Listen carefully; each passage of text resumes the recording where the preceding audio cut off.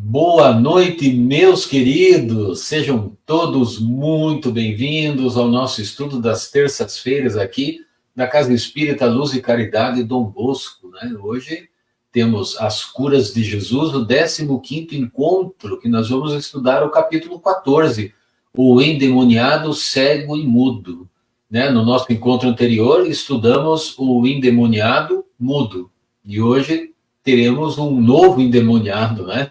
Um cego e mudo. Muito legal. Gente, vamos então dar início à nossa atividade. O primeiro ônibus está atrasado, né? Então daqui a pouco o pessoal vai chegando, a gente vai dando oi para todo esse povo. Deixa eu ajeitar a minha tela, que tem uma galera bacana com a gente aqui. Seja bem-vindo, Guerra, seja bem-vinda, Luciana, seja bem-vindo, Roberto. Boa noite a todos, sejam todos bem-vindos, obrigado pela presença e um bom trabalho. Boa noite, Luciana, boa noite, Roberto. Boa noite, Eduardo, boa noite, Carlos, boa noite, Roberto. Realmente é sempre muito bom estar reunidos aqui para mais um estudo, né, sobre as curas de Jesus. Sejam todos muito bem-vindos. Boa noite, Carlos. Hoje sem o seu tradicional guarda-costas, né? É o espírito de luz aqui. Mas ele está nos bastidores aqui me cutucando. Boa noite, Eduardo. Boa noite, Luciana. Boa noite a todos que nos acompanham neste estudo virtual. E também aqueles que irão assistir após a gravação, irão assistir essas reflexões de hoje, né? Sejam então todos muito bem-vindos. Boa noite a todos. Obrigado, gente querida. Gente, olha, enquanto o primeiro ônibus está chegando aqui, eu vou só dar um recadinho para aqueles amigos que nos assistem e não estão no nosso grupo de WhatsApp.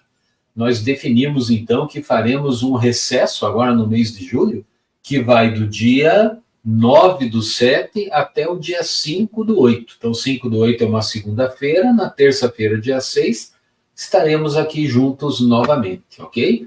Então, se vocês não virem novos vídeos nesse período, é por conta disso. Combinado?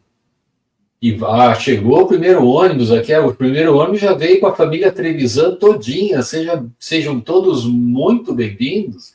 A Rosélia lá de Valinhos, o Magela de Fazenda Rio Grande, a Denise de Florianópolis, olha que legal, sejam todos muito bem-vindos. Então vamos virar a nossa tela e vamos para a nossa prece inicial com o nosso querido Eduardo, com você, meu amigo. Não, a prece inicial é com a Luciana. Errei, então, o preceiro? Então, com a Luciana. Então. Vamos lá, então, né?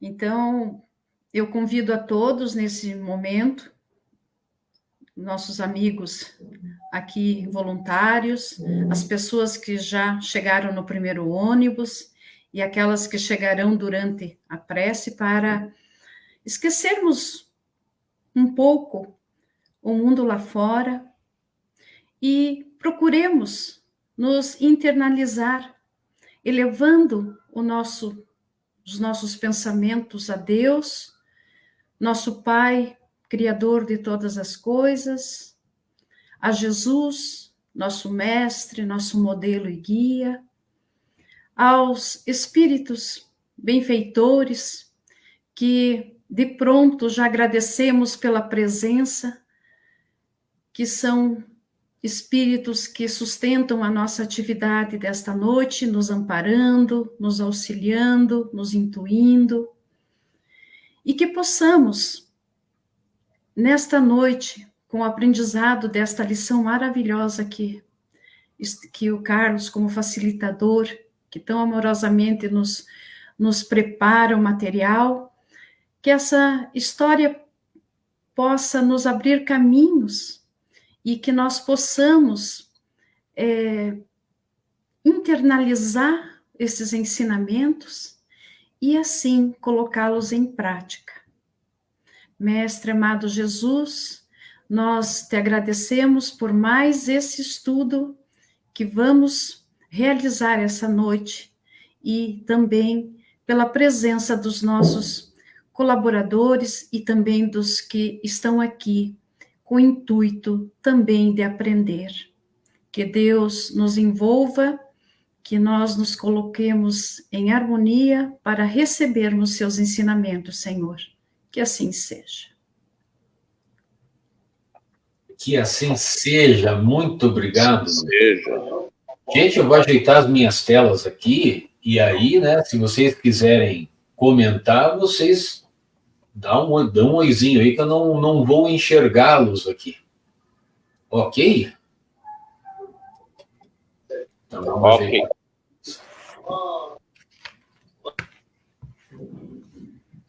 A Nádia acabou de chegar, viu só, Roberto? Não, ela tá sempre por ali, né? Ainda bem.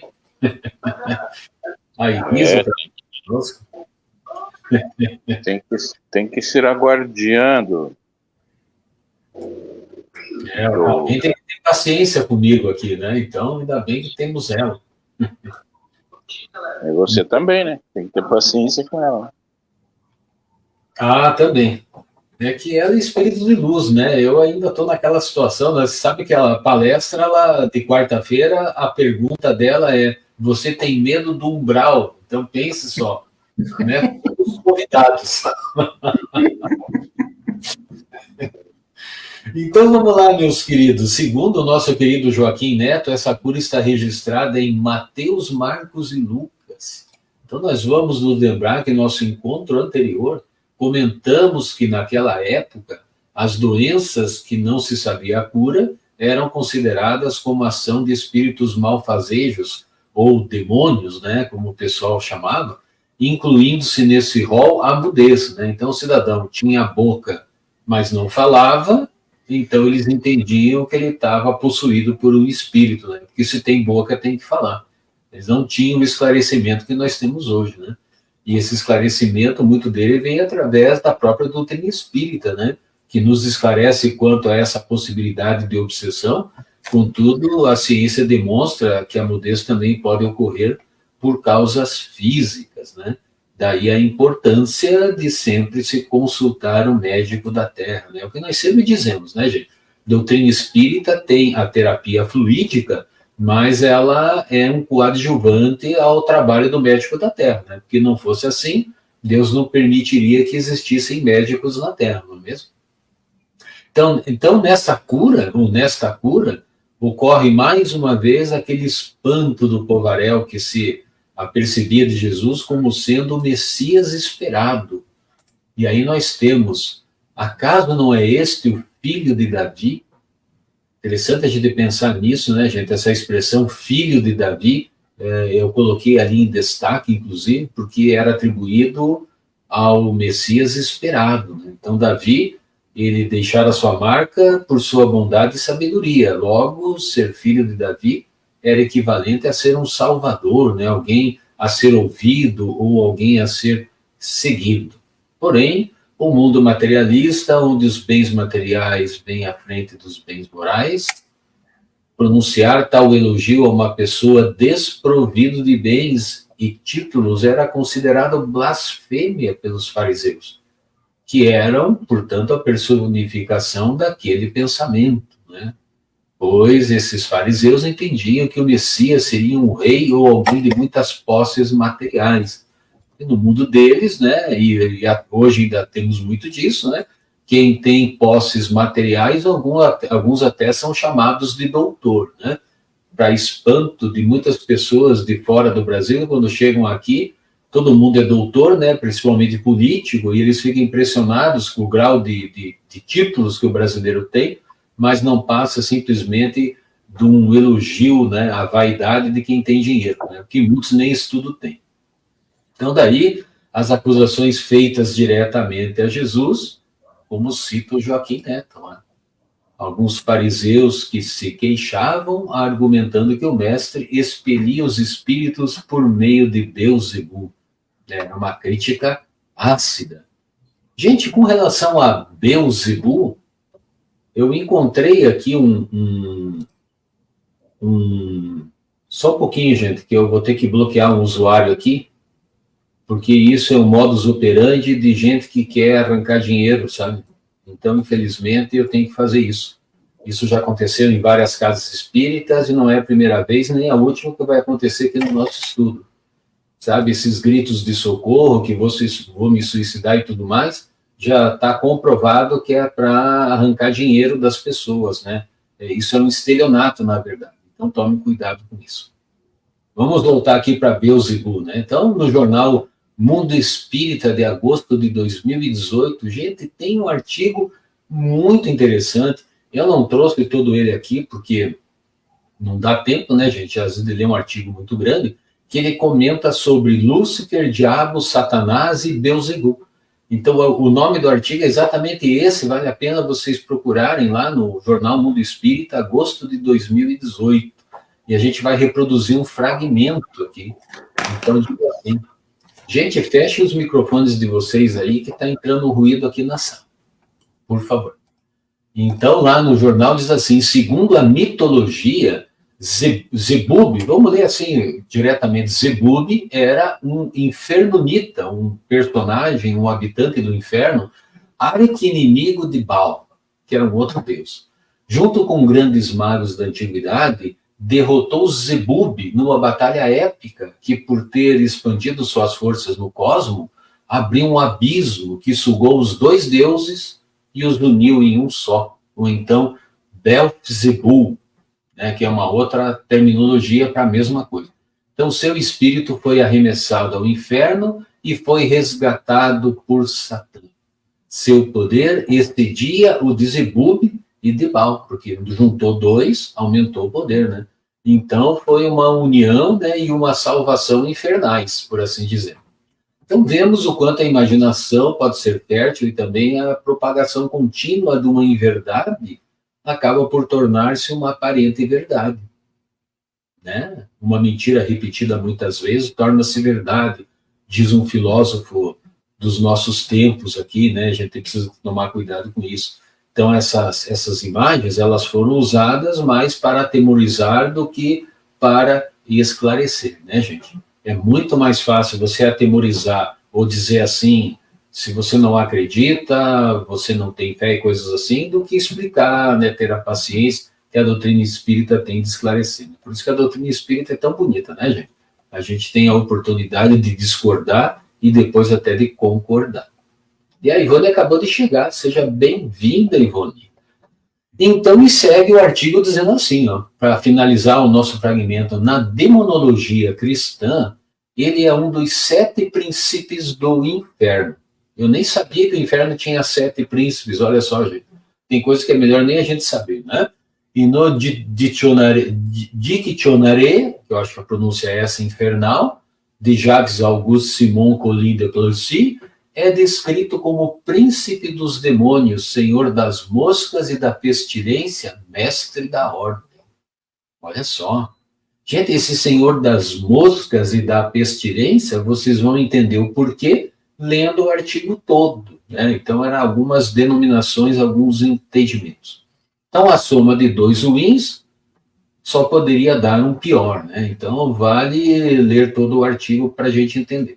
Então, voltando ao nosso estudo, Jesus, dessa feita, responde aos fariseus. No nosso encontro anterior, ele não respondeu, mas nesse aqui ele respondeu aos fariseus com a expectativa de levar alguma luz àqueles corações endurecidos. Então, Jesus disse assim, se Satanás expulsa Satanás, dividiu-se contra si. Como então permanecerá de pé o seu reino? É interessante a resposta de Jesus, né? Ele procura mais uma vez levar um entendimento para aqueles irmãos que mais queriam acusar do que ouvir. Essa postura tornava-os surdos aos ensinamentos, né? Vamos ao exemplo, né? Então, assim, algumas pessoas desenvolvem uma espécie de prevenção contra outras, né? Você já deve ter percebido isso. Então, muitas vezes, maximizado pela maledicência das panelinhas de plantão. Então, assim, um fala mal um para o outro da mesma pessoa, cria uma espécie de prevenção. De toda vez que a pessoa fala, o cidadão, em vez de ouvir o que ela fala, ele fica já na retaguarda pensando numa resposta para contradizer o que ele vai falar. Né? Então, isso é o que a gente chama de prevenção.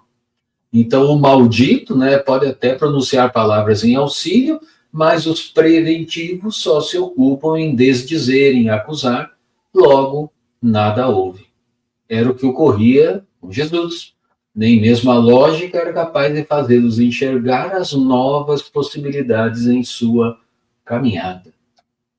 Gente, a coisa era tão séria que Jesus precisou lembrá-los que entre os hebreus também havia os expulsadores de demônios, os exorcistas ambulantes, olha só. E aqui diz, e se eu expulso os demônios por Beelzebul, por quem vossos filhos os expulsam? Né? Vossos filhos, na época, segundo Joaquim nos explica, eram aqueles que expulsavam demônios, eram chamados de vossos filhos. Mas essa lógica irretocável, ela não foi capaz de trazer a visão a quem não quer ver ou ouvir. Né? Mas esses entraves não impediam de Jesus, ou que Jesus seguisse sua caminhada messiânica, levando amor e entendimento a quem tivesse olhos de ver e ouvidos de ouvir. É por isso que Jesus falou, né? Não se pode jogar pérolas aos porcos. Jesus também falou, os sãos não precisam de médico.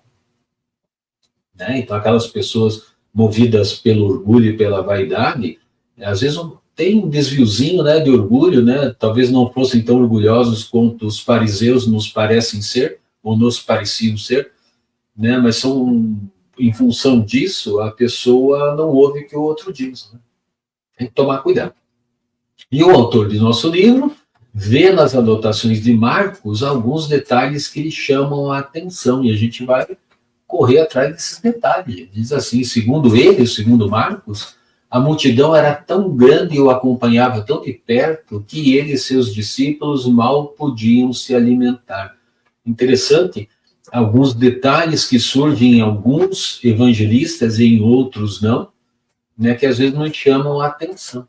E o Neto Adulto, ele diz assim, quantas vezes nos queixamos, vamos ler aqui no nosso livro, quantas vezes nos queixamos por ter que fazer algo além de nossas obrigações, de ter que esperar para fazer uma refeição, porque o trabalho nos exige uma dedicação maior, etc.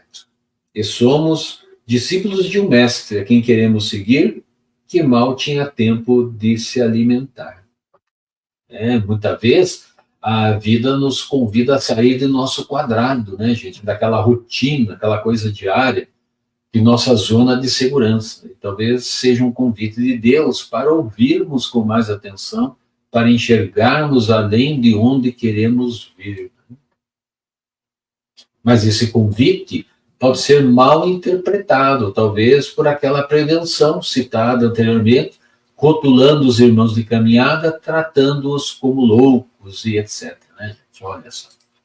E depois dessa cura, os próprios parentes de Jesus tinham intenção de detê-lo, pois diziam que ele estava fora de si. Os próprios parentes. Né? Então, a bem da verdade, gente, a vida na Terra será sempre um desafio àqueles que buscam algo melhor, seja na propagação da verdade, na mudança de comportamentos, na preservação da doutrina que segue. Né? Então, sempre haverão as multidões empurrando, os surdos de ouvir, os cegos de ver, os maldizentes, os julgadores, os desafiadores e os preventivos. Mas o que importa lembrar é que Jesus é nosso modelo e guia, né, gente? Lembra o Livro dos Espíritos, questão 625. E nem ele foi ouvido por todos, nem ele agradou a todos, né? Mas nós não podemos esquecer que o Mestre amado, até mesmo no madeiro da cruz, nunca deixou de amar a todos, inclusive aqueles que não lhe ouviam. Esse é talvez o grande desafio para todos nós, né? Se ele é nosso modelo e guia, nós podemos fazer tudo o que ele fez. Né? Então, nós podemos amar também aqueles que nos maldizem, aqueles que não nos ouvem, aqueles que nos odeiam, né? Tá certo que amar a quem nos odeia é o amor mais difícil que tem, né? Porque amar a quem nos ama é muito fácil. Então, diante das agruras de Jesus, nosso fardo é bem mais leve e suave, né? Bem mais leve e suave.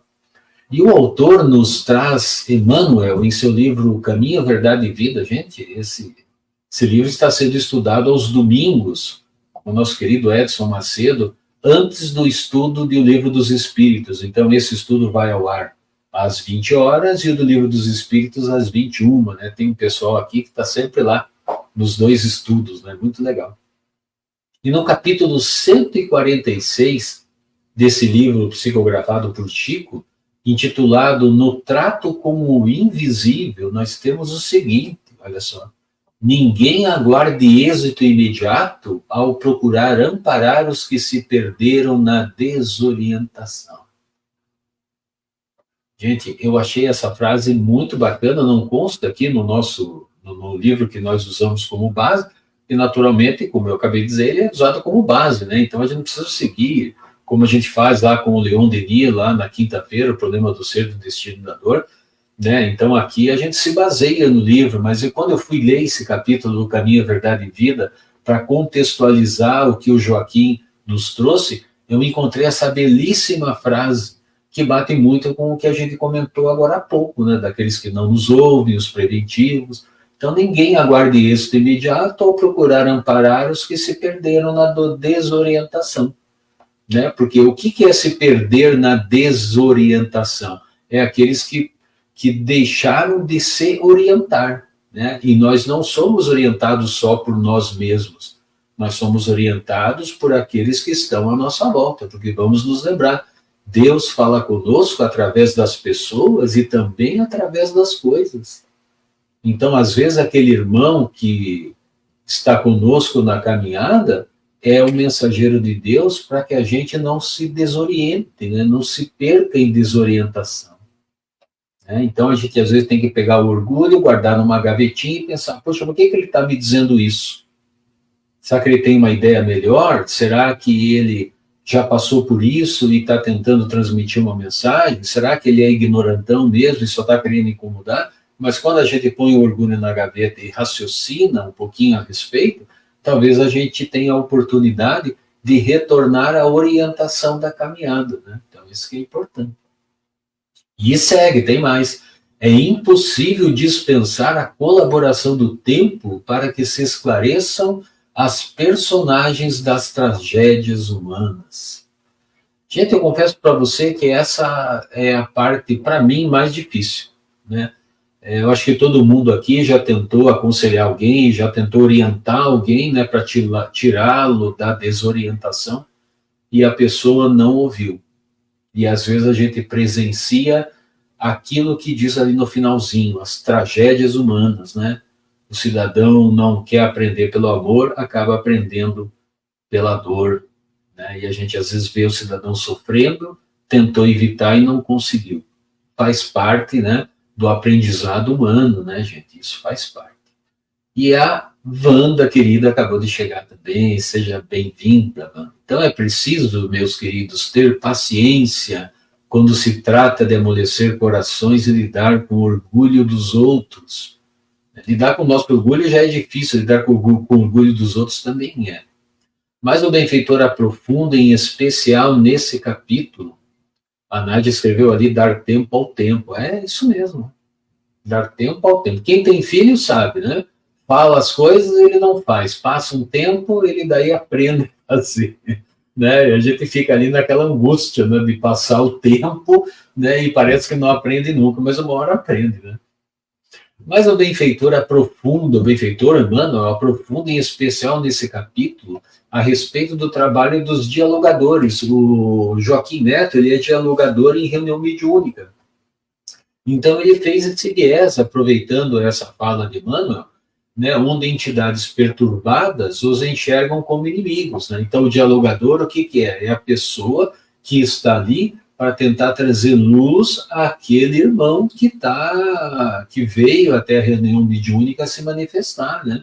E muitos, às vezes, principalmente em reunião de desobsessão, são muito carregados daquela valentia negativa, né? Ódio, raiva, vingança, né? E às vezes é difícil. Então o dialogador se torna um opositor a esse espírito, mas a ideia não é ser opositor. A ideia é abrir os olhos desse espírito, por assim dizer, né? Já que ele, né, não está encarnado mais.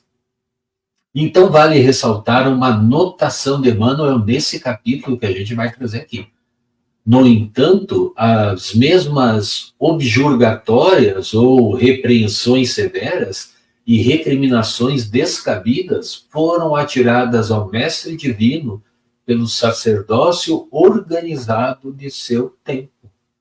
Né? Então, mesma coisa, Jesus ouviu, e se Jesus fosse o dialogador, ele iria ouvir uma série de coisas, né? Porque tem espíritos que, diante de um espírito de luz como Jesus, eles amolecem e até choram, né? Mas aqueles que são opositores ferrenhos, eles encaram, né? E querem discutir, né? Naturalmente, eu acho que na frente de Jesus ninguém ia conseguir, né? Mas, naquela época, né, estavam na frente de Jesus e não acreditavam no que ele dizia. Então, é possível mesmo que alguém ainda se anteponha, né, ao nosso mestre amado. E isso é confortador para nós simples mortais, né, gente? Olha só. Um espírito obsessor pode atuar sobre o organismo todo ou sobre determinados órgãos de uma pessoa. Gente, isso aqui vale a pena a gente dar uma lida com mais atenção. Deixa eu pegar aqui, olha só. Em outras palavras, devemos nos sentir muito felizes por sofrermos perseguição por amor ao nosso modelo e guia. Tão longe estamos dele, de sua luz, de suas virtudes, mas já temos como partilhar dele a experiência dos que abraçam o dever da verdade, dos que já reconhecem que dar a vida pela causa do bem é um dos maiores privilégios que podemos almejar. É interessante a gente considerar esse ponto, né? E com relação a esse fato das obsessões, né? Que a gente comentou sobre isso, inclusive no estudo passado, né? Eu deixei aqui para a gente relembrar disso, tomar cuidado, né? Para que a gente não ataque as nossas partes do corpo e não abra espaço para isso, né? Como é que a gente ataca, né? Com cigarro, com alcoólicos, excesso de comida, golpes de raiva, de ódio, né? Explosões de raiva e de ódio, reflete tudo no nosso corpo. E voltando, meus queridos, no diálogo entre Jesus e os fariseus de plantão, percebemos que ele não tinha interesse de ganhar a discussão, por assim dizer, mas de buscar a concórdia, a agregação de todos. Esse é o interesse de Jesus, né? Ele não queria fazer o que nós chamamos de bate-boca, né? Ou de armar o barraco, como muitos dizem, né? A intenção dele era esclarecer, né? Então não era simplesmente para calar os fariseus, apesar que muitas vezes ele fez isso, né? Mas não era só com essa intenção. E em O Evangelho dos Humildes, Eliseu Rigonati, no capítulo 12, titulado Jesus é Senhor do Sábado, no item A, blasfêmia dos fariseus. Gente, isso aí não está anotado no livro, se vocês quiserem anotar lá direitinho, para vocês terem ali a orientação. Muito interessante, né? Jesus é o Senhor do Sábado, capítulo 12. E o item, a blasfêmia dos fariseus. Rigonati diz assim, e Jesus, esse texto também não está lá no livro, eu extraí e trouxe para nós. E Jesus, sabendo o pensamento deles, dos fariseus, lhes disse, todo o reino dividido contra si mesmo será desolado, e toda cidade ou casa dividida contra si mesma não subsistirá. E ele continua dizendo, ora, se Satanás lança fora Satanás, está ele dividido contra si mesmo. Como persistirá logo o seu reino? Olha que frase bacana, né, gente, do Rigonati. Uma frase que serve para nós, trabalhadores do movimento espírita, né? Então, todas as casas de orações, as casas espíritas não estão livres disso, existem algumas dissensões, existem algumas diferenças, que é natural que elas aconteçam, porque ninguém é igual, né? Nós temos diferenças de opiniões, mas é importante que todos convirjam, né, na direção de um bem comum. E às vezes isso não acontece, então acaba dividida contra si mesma, como diz ali.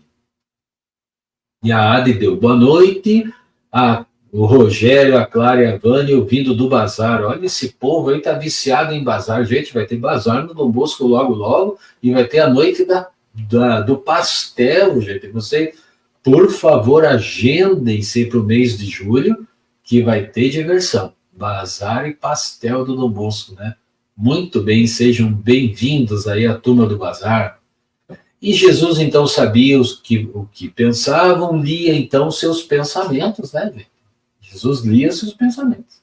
E Rigonati segue comentando e advertindo, e ele diz assim: a resposta de Jesus é uma lição de concórdia. Toda obra em que não reine a concórdia entre seus executores está destinada ao fracasso.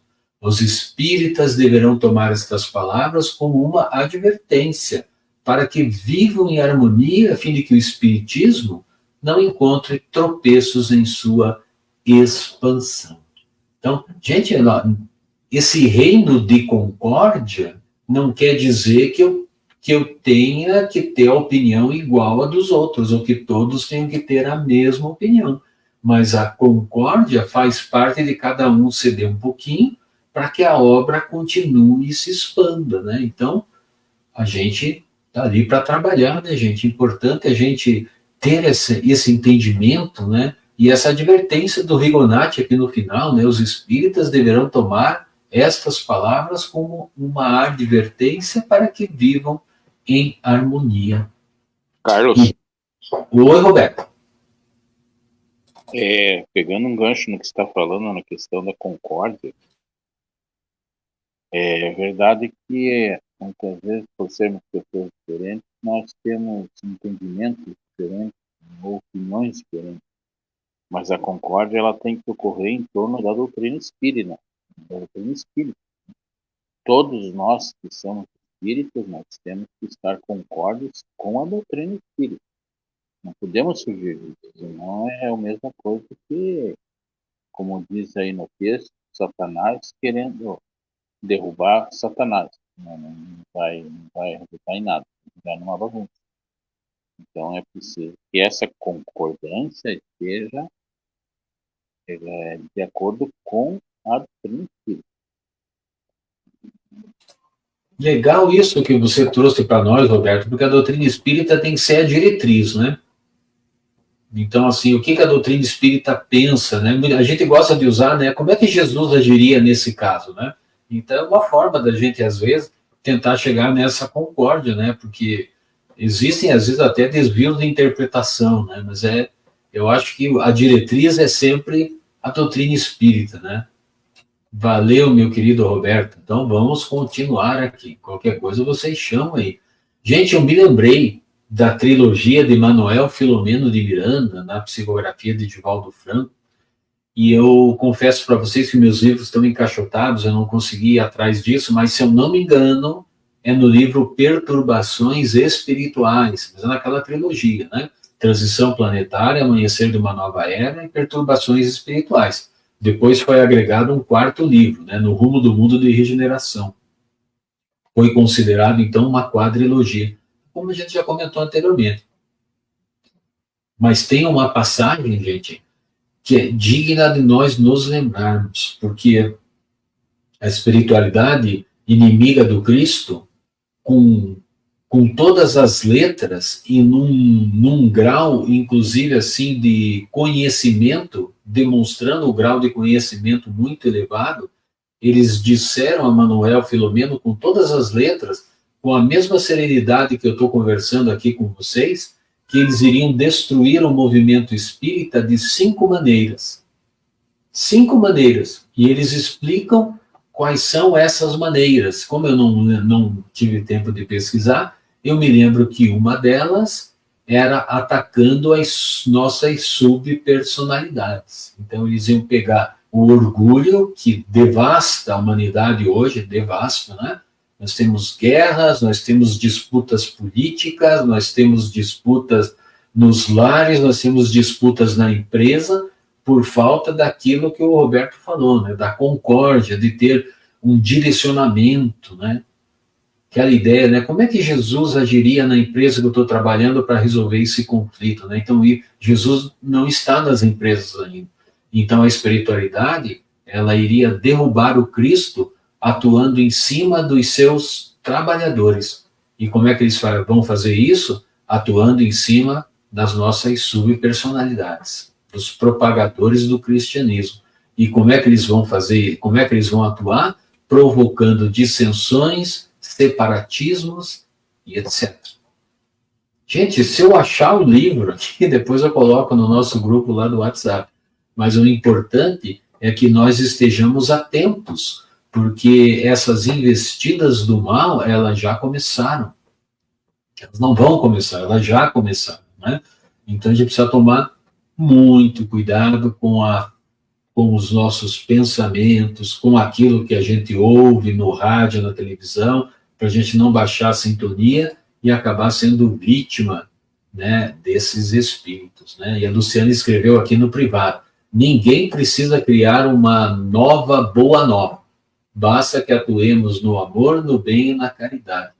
Legal isso, sabe, Lu? Você falou um negócio interessante, né? Uma vez eu vi uma entrevista de um cidadão lá do Japão, que ele criou uma doutrina nova, e eu fui ver que doutrina nova era essa. Acho que 80% do que ele falou era espiritismo, né? E a Lu continuou aqui: como Jesus tão prontamente nos exemplificou. Isso mesmo, né? Amor, no bem e a caridade. É por aí, né? Depende da nossa religião, né? Depende da nossa doutrina. Amor, caridade, né? Fé, são as coisas que nos movem, né? Então, diante disso, Neto propõe alguns questionamentos para a nossa reflexão. Gente, Neto propõe uma reflexão de autoconhecimento. Vamos a ela aqui. Como temos agido em nossa família? Para a gente pensar sobre isso. Ou como temos agido na empresa onde trabalhamos. E mais uma, como temos agido na casa de orações. Como é que estão as nossas ações nesses 3 níveis? Olha que interessante a gente pensar em Deus, família e trabalho. São os 3 níveis aqui, né? Casa de oração, família e trabalho. Como é que a gente está agindo, né, nesses lugares?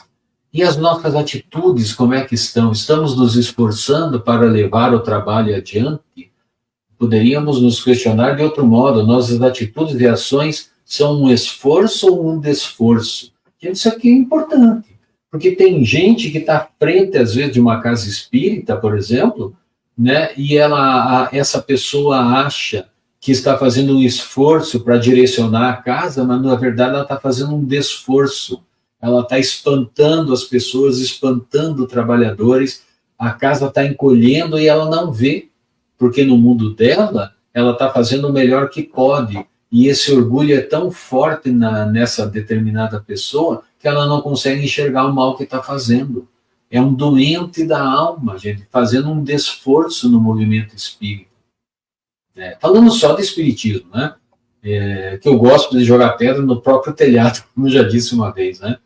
E o que nos move está em benefício de todos ou apenas para resguardar nossos interesses pessoais? Olha as perguntinhas. Muitas vezes confundimos interesse próprio com o bem-estar de todos.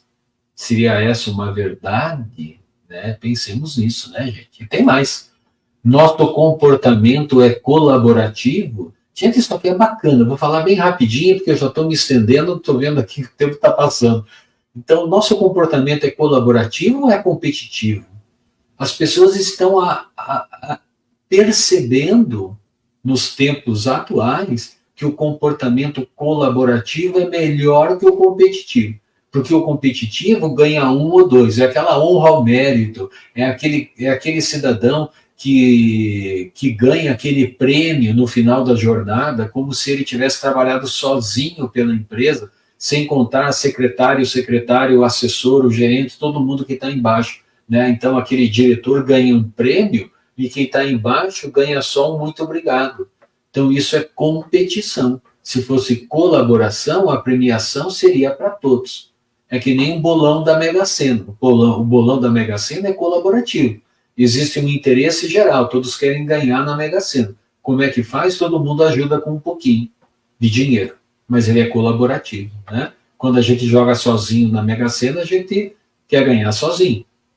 Então ele é competitivo. Eu quero ganhar e os outros não podem ganhar porque eu quero ganhar sozinho. E tem mais um aqui, olha lá. Estamos colaborando para uma boa ambiência onde estamos, isso aqui é importante. Como é que anda a nossa ambiência? Né? Como é que estão os nossos pensamentos? Os pensamentos, as músicas, os filmes que assistimos na televisão, tudo isso colabora para a ambiência da nossa casa. Se você trabalha numa empresa onde existe competição acirrada, onde existe traição, onde existe interesse pessoal, a ambiência dessa empresa é uma coisa medonha, pesada. Você vai trabalhar e volta arrasado de cansado, porque a energia é muito pesada nesses lugares. Então, como é que anda, né? Como é que nós estamos colaborando?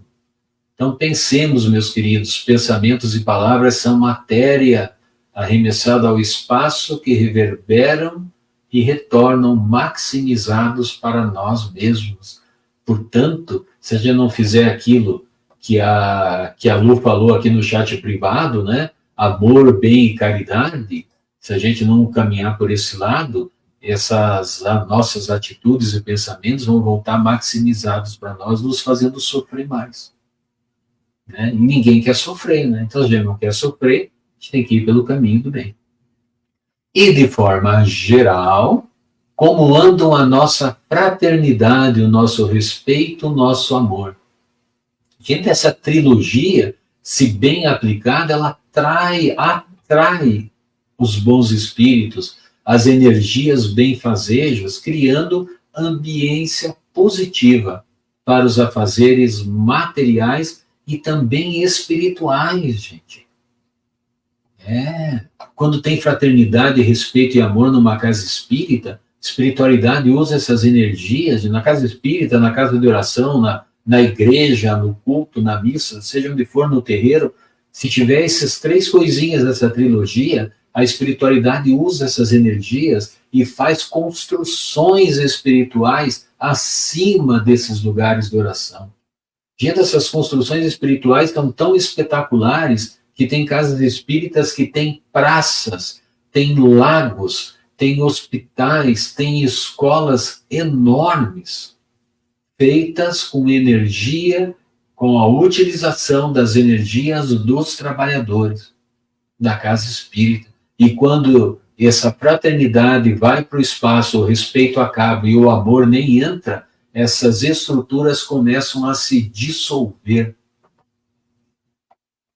É para a gente pensar, gente. É para pensar. Então vamos lá. Portanto, estejamos onde estivermos, se formos fraternos, respeitosos e amorosos, estaremos a serviço do bem. E pelo nosso exemplo, teremos a chance de pôr outros irmãos na mesma caminhada. Pelo nosso exemplo, né, gente? A gente não muda ninguém, né, pela nossa vontade, mas pelo nosso exemplo.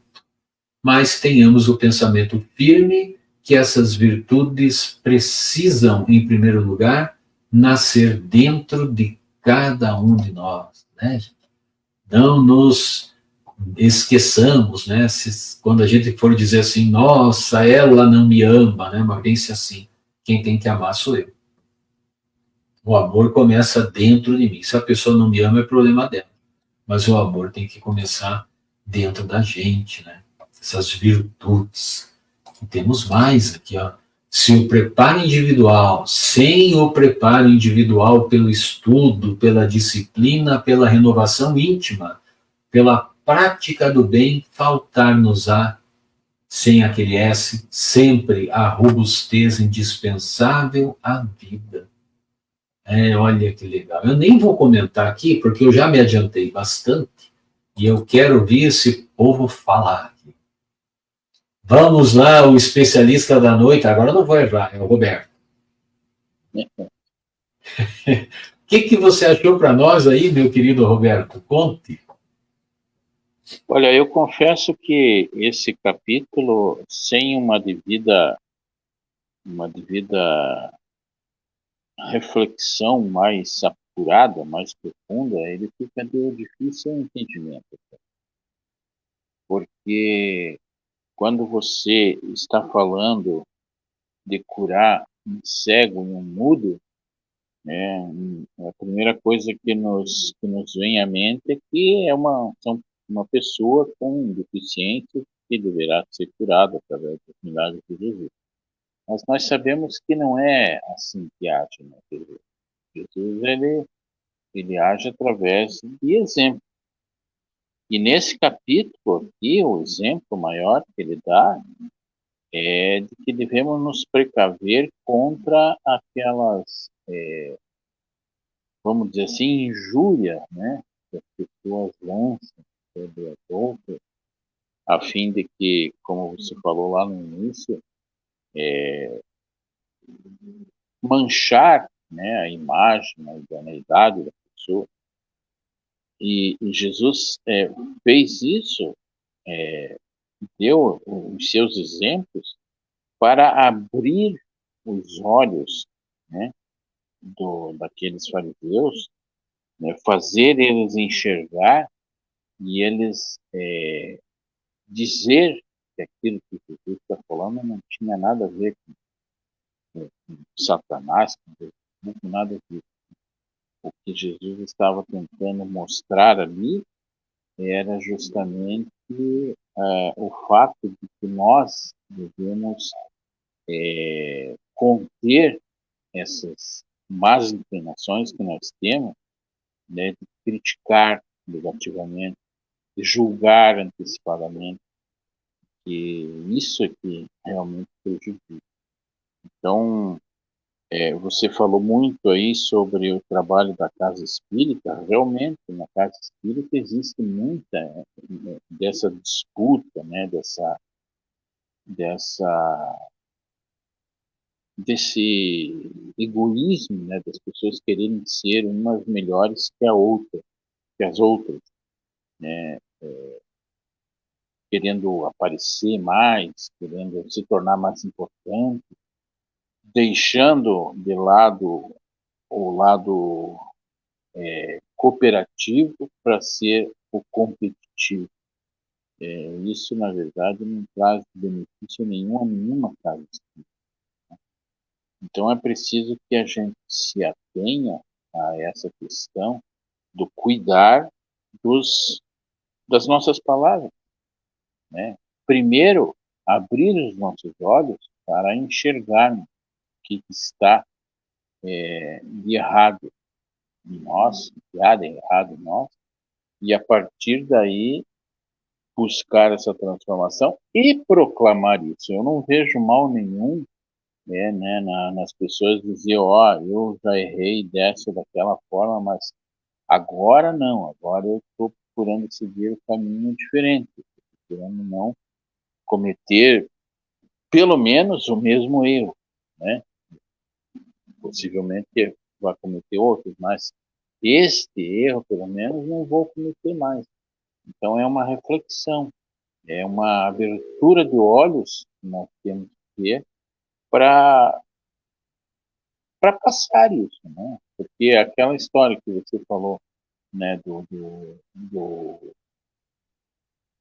dar uma sugestão ou aconselhar uma pessoa, realmente isso é difícil, né? Você só pode aconselhar quando você tem absoluto conhecimento de causa. Mas não é o nosso caso. Nós estamos numa caminhada evolutiva. Então, o máximo que podemos dar é a nossa opinião e, se tivermos bons exemplos, oferecer esses exemplos, né? Então, assim, quando buscar isso é de suma importância ali quando você falou nas questões das reuniões mediúnicas, quando temos ali os obsessores, né? Você tem que o dialogador ele tem que ter um preparo, né, principalmente na questão evangélica, para poder saber transmitir as orientações que irão ajudá-lo. Nunca com a intenção de querer reformá-lo, porque ninguém reforma ninguém, mas a intenção de ajudá-lo, esclarecer, né? E seja isso numa mesa mediúnica, através dos trabalhos de obsessão, ou seja na nossa vida cotidiana, né? Nós temos aí grandes momentos, né, em que podemos oferecer esse nosso contributo para auxiliar pessoas. Então, quando nesse capítulo se referiu ao cego e o mudo, endemoniado, cego e mudo, ao final de ler 3, 4 vezes esse capítulo, me remeteu a esse pensamento, né? Que os cegos e mudos, na verdade, é a grande maioria das pessoas, né? A grande maioria do povo, né? Que tem, porque é muito mais fácil você, numa situação qualquer que seja, você oferecer uma opinião, não vou dizer destrutiva, mas crítica, né, uma opinião crítica, do que oferecer uma opinião que possa auxiliar a pessoa, porque nós temos isso, né, nós somos dessa forma. Então é preciso que, primeiro, a gente enxergue na gente mesmo que possa ser melhorado, para depois oferecer esse melhoramento em forma de auxílio através da palavra. É isso que eu entendi desse capítulo aí. Gostaria que os amigos contribuíssem com algo mais que possa esclarecer melhor. Muito legal, Roberto. Querem comentar, Luciano? Luciano que estava disputando hoje para ser especialista. Não, na verdade, é o seguinte, realmente, nós espíritas, principalmente nas casas espíritas, a gente verifica mesmo essas picuinhas, às vezes, né? E essa questão de buscar se aconselhar, buscar, às vezes, opinar, tudo tem um equilíbrio, né? E tem que sempre tentar permanecer na concórdia, né? Assim como essa lição, como diz o Eliseu Reganati, está nos trazendo. E vocês sabem que nesse momento ali, quando eu li essa parte que Jesus é uma lição de concórdia, e que toda obra em que não reine a concórdia, as coisas vão fracassar, eu fiquei pensando que muitas vezes a gente se sente perseguido, a gente se sente, como é que eu posso dizer para vocês assim, as pessoas que estão em nosso entorno não aceitam a nossa fé, vamos supor, mesmo nos dias atuais, né? Às vezes a gente quer entrar a gente quer entrar como é que eu posso dizer, de cabeça nos estudos, ou começa a participar bem forte na doutrina, e a gente encontra essas pessoas, né, que de repente querem nos tirar desse caminho, fazem colocações que a gente devia de conciliar, a gente acaba colocando tudo a perder pela maneira com que a gente age, com que a gente se coloca, né? Então, é muito importante a gente, como trabalhadores espíritas, estar imbuídos em sempre estar fazendo aquele equilíbrio entre aquilo que nós estudamos, daquilo que nós assistimos, das leituras que fazemos, com a nossa prática, né? Para exatamente trabalhar esse processo com concórdia, né? Jesus, né? Ele teve uma vida encarnado muito intensa, né? Principalmente nos últimos 3 anos. Ele foi constantemente cobrado, ele foi vigiado, ele foi perseguido. Mesmo assim, ele sempre buscou a concórdia, né? Ele demonstrou paz, demonstrou harmonia, né? Ele conciliava, trazendo os seus ensinamentos e sua doutrina de amor e de caridade com as coisas que iam acontecendo, né? Ele aproveitava tudo naquele momento, né?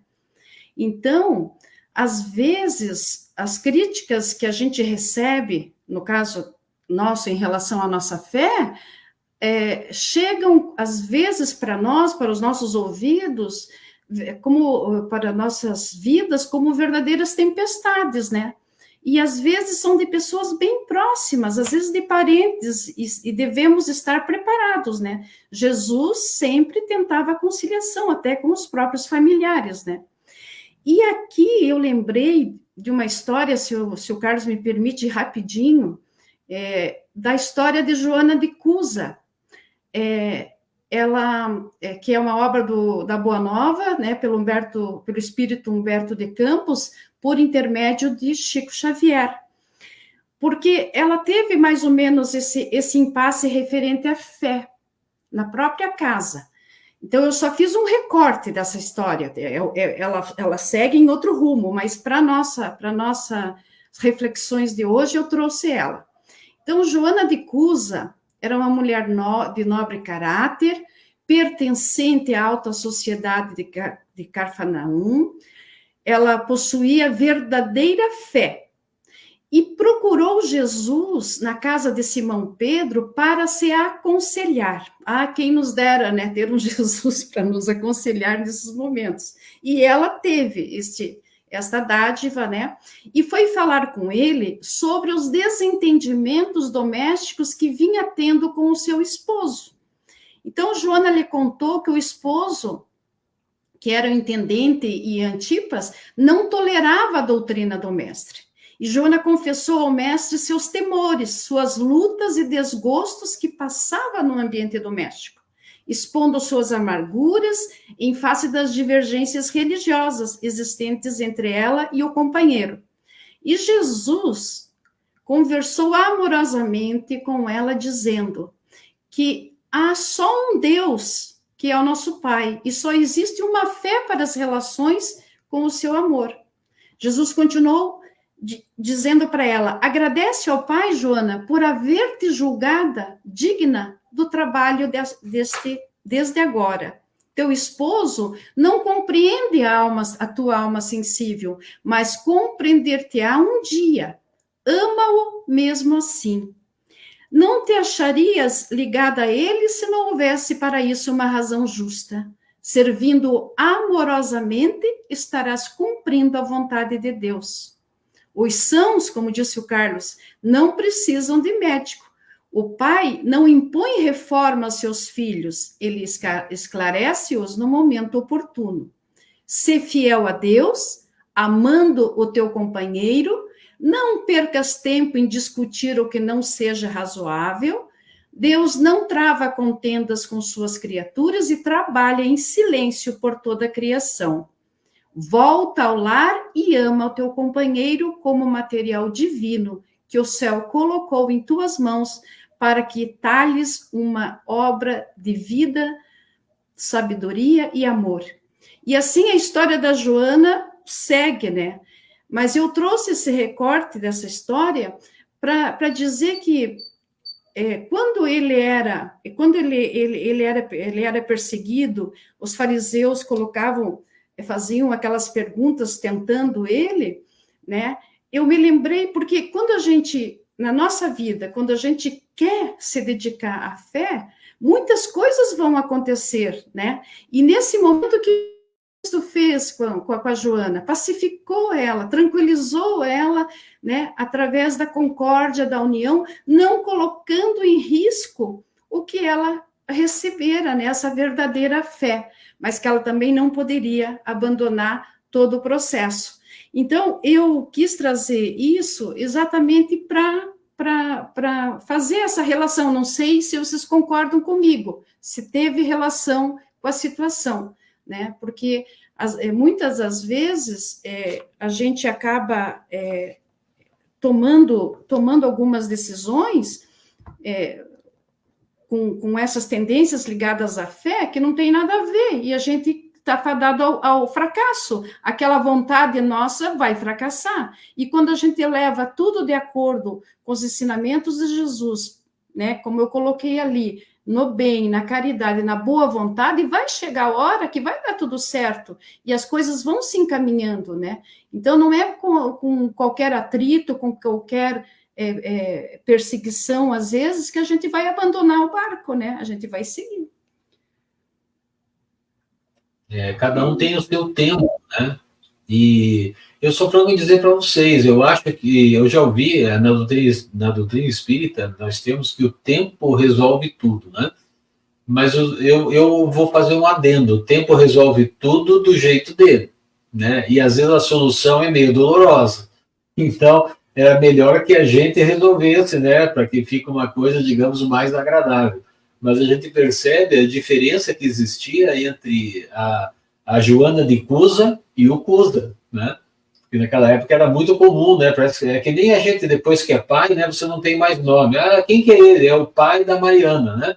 Então, assim, naquela época era a Joana do Cusa, para saber quem que era, né? De quem que ela era esposa. Então a gente percebe às vezes a diferença, né? E eu confesso para vocês que às vezes me dá uma certa aflição, né? Eu tenho vontade de pegar a pessoa e arrastar para ela entender aquilo que eu estou tentando dizer, e eu mais levo lambada do que qualquer coisa. Né? Porque a gente tem que se conter, né? Que cada um tem o seu tempo, né? Principalmente dentro de uma casa espírita, né? Para você, de repente, não ficar incomodado e até, às vezes, abandonar um processo que estava super bom ali, né? Você estava se sentindo bem. E é tudo uma questão de ajuste, né?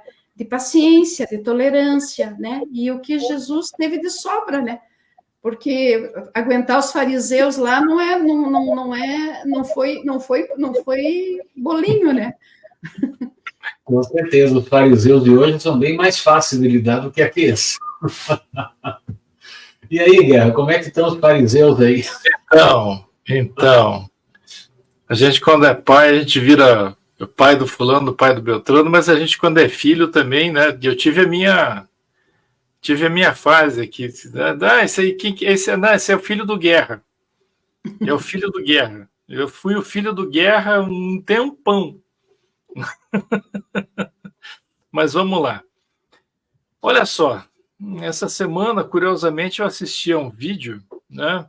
Essas coisas mundanas, assim, né? Assistindo a um videozinho de uma encenação de sala de aula.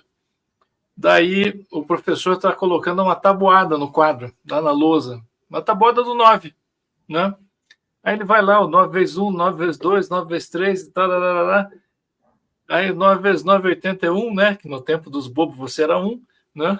E 9 vezes 10, ele escreveu 91, né? E aí ele termina, coloca o giz do lado, quando ele vira para a turma, aí um aluno mais atrevido, muito bem, olha aí, ó, né?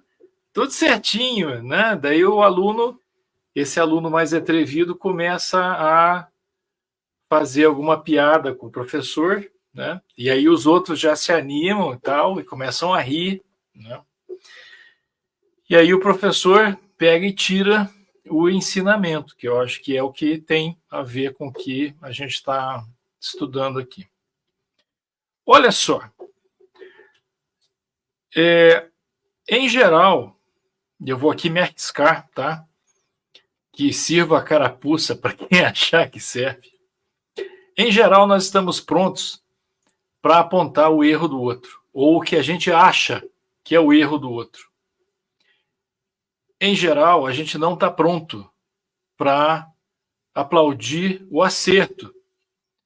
Você no ambiente escolar, você no teu dia a dia, você no trânsito, você na rua, você no trabalho, você passa o dia acertando. Mas basta um deslize para alguém te apontar o dedo. E às vezes esse alguém somos nós. Às vezes você vê a pessoa fazendo alguma coisa que na sua perspectiva não está correto e você aponta o dedo. Olha aí, eu sabia que esse cara ia se atravessar na minha frente. Olha, não tem seta, tem que dar seta. A gente tem que adivinhar que o sujeito vai fazer uma conversão. Tem que entrar na minha frente para me atrapalhar. Nós estamos prontos para a condição de críticos. Sempre. Eu visto essa carapuça. Eu estou sempre pronto para a condição de crítico. E é muito difícil quando a gente reconhece que a gente está pronto para a condição de crítico. E existe um risco muito grande se voltar a encarnar nesse planeta que está em fase de transformação. Existe um risco de voltar cego, de voltar mudo, não é? Porque de tanto ver e achar que os outros estão fazendo coisa errada e criticar, talvez eu ache que eu posso, né? Talvez eu ache que eu posso enfrentar essa situação provando ou espiando dessa maneira, né? Mas aqui eu não quero ser fatalista, né? Mas assim, a gente precisa, para quem eventualmente entenda que essa observação serve, porque certamente ela não vai servir para todo mundo, por favor, né? Ela serve para mim.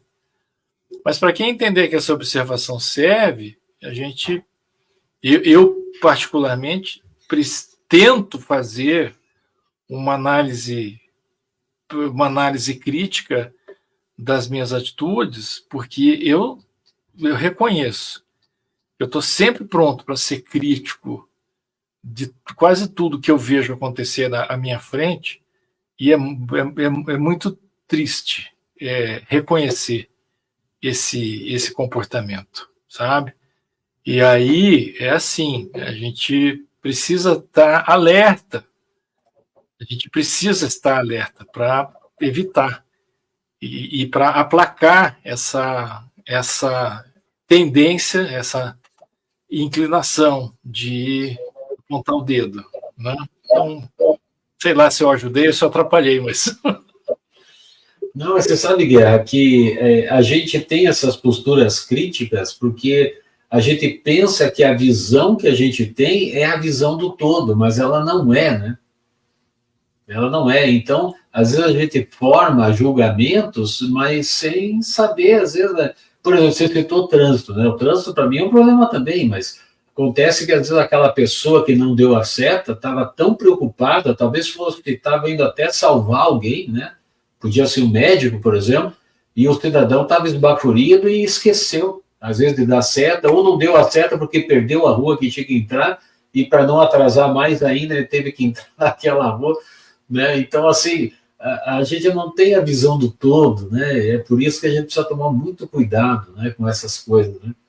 Mas, enfim, né, gente, como a Ive falou aqui, né? Aliás, seja muito bem-vinda, Ive, né? Eu acho que, pelo menos, é a primeira vez que você dá um oizinho para nós, mas venha conosco, né? Faz a inscrição no nosso curso aí, participe do nosso grupo de WhatsApp, vai ser muito bem-vindo. Ela fala aqui que tudo no tempo de Deus, e ela lembrou, né, daquele ensinamento, né, que a gente não deve atirar a primeira pedra, né, porque a gente também erra, né? A gente também esquece de dar setas. Então são coisas, né, gente, que acontecem na vida da gente e a gente vai aprendendo com o tempo, né? Então eu acho que a gente tem que estar sempre trabalhando nisso. E eu queria falar aqui para a Cristiane, né, que também seja muito bem-vinda, né? E ela não só serviu para ela, né? Eu até vou colocar o comentário dela aqui, mas serve sempre para todos nós, né? Esse é o motivo de nós estarmos juntos num estudo espírita, né? Para que a gente possa, todos nós, nos melhorarmos e juntos, né? Mas fico feliz, né, de você ter aproveitado o nosso encontro de hoje.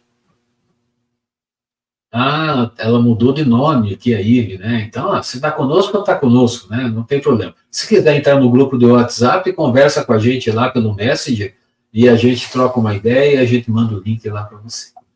Gente, olha, nós estamos batendo o recorde hoje, né? 1h09, né? Então, o pessoal que já é mais antigo aqui sabe que a gente não consegue fazer o nosso estudo em 45 minutos, porque tem dias que tem muito assunto, né, gente? E eu sei que eu vou ter que cortar Porque senão a gente vai até umas 10 hoje, mole e mole. Mas é muito bom, né? Muito bom ouvi-los aqui. Mais uma vez eu quero agradecer, né, a presença de todos e também lembrar, né, que as disputas por ser especialista e preceiro são muito bem-vindas, né? Então é muito bom que a turma compareça, né? Que ela se apresente, né? Principalmente antes de eu pôr aquela figurinha, né?